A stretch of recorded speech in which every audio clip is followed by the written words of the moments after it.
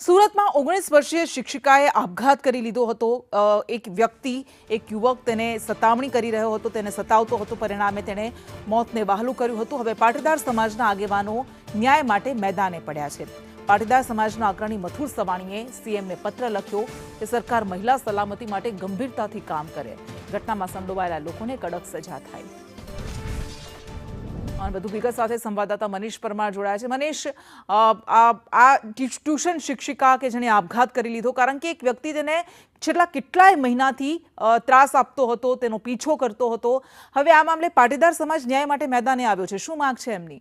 જી બિલકુલ, વાત કરીએ તો સુરતના ડભોલી વિસ્તારમાં રહેતી આ જે શિક્ષિકા છે તેને ઘરે ફાંસો ખાઈને આપઘાત કરી લીધો હતો। ત્યારે પરિવારે આક્ષેપ કર્યો હતો કે જે એક વ્યક્તિ છે તે વારંવાર તેને હેરાન પરેશાન કરતો હતો અને તેના ત્રાસથી આપઘાત કરી લીધો હતો।